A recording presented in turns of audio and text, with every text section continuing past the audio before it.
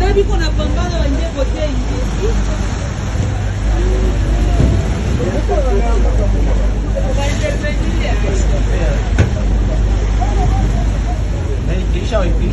Awali kikubali dadi kuna nani kuna pesa. Tena napendania huko. Yesu.